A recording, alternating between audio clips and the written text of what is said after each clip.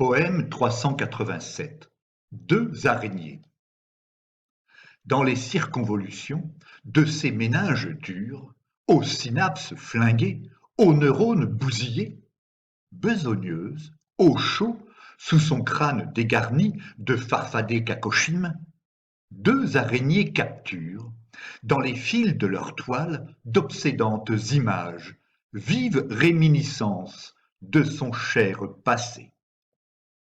Elles prennent ainsi, au piège de leur ré, son envie de se nourrir uniquement de chimères liées au moment fort d'une vie de lutin parvenue à son terme.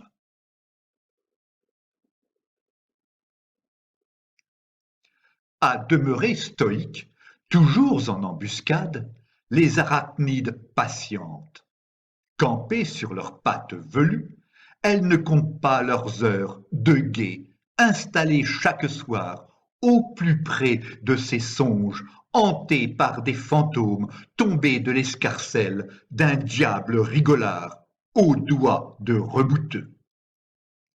Elles changent en appât l'enchevêtrement délicat de leurs dentelles de soie, sécrétées, tissées et nouées avec une minutie extrême, au plus près des frontières, des abysses de sa pensée.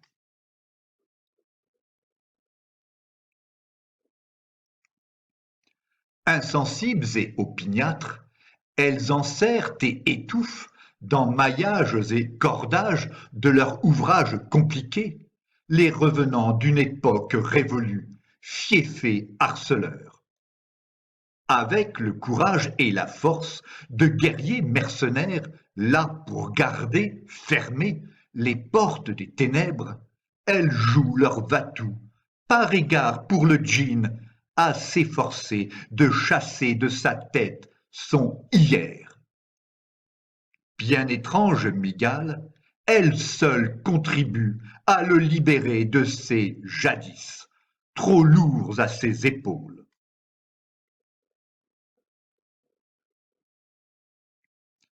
À œuvrer par décret, dans ce lieu sans terre où plastronnent les idées, silencieuses dans leur coin, obstinées dans leurs tâches, en diaboliques auxiliaires dépourvues de scrupules, elles renforcent au bal des destins achevés l'indéfectible lubie, l'inflexible volonté de tout oublier, pris au jeu de ces tueuses.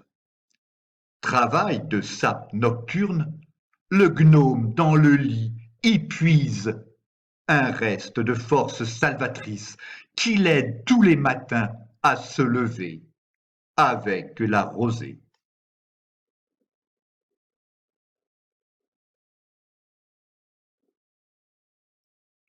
Ses rêves et ses désirs, ses délires et fantasmes, hérités d'autrefois quand il riait, chantait et œuvrait, jouisseur de toutes choses, travailleur plein d'allant, à les contrôler d'un œil circonspect, impavide, bestiole, as-tu compris que, toutes inhibitrices qu'elles soient de tes plus poignants souvenirs, elles servent ta cause quand bien même d'une façon de butor. Elles apaisent ton être mieux qu'un de ces élixirs de sorcière qui, à faire du bien au corps, finit toujours par faire du mal aux âmes.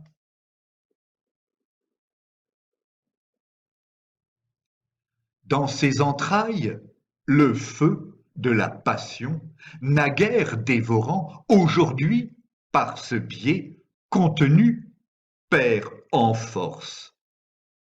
En l'en protégeant à très bien le maîtriser, ces deux emblématiques insectes, censeurs d'heures d'insomnie, le nain dans son antre les accepte, appréciant en silence leur stratagème.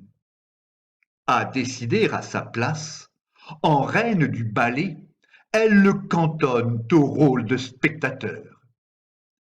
Il les maintient cependant à ce poste trop heureux qu'elle manipule ces personnages qui l'assaillent, convaincus qu'au soleil de l'aurore, ils disparaîtront d'un coup de magie. Ainsi en est-il de ces nuits, avant qu'ils ne partent sans bruit. Poème écrit par Philippe Parrot entre le 11 et le 14 juin 2019.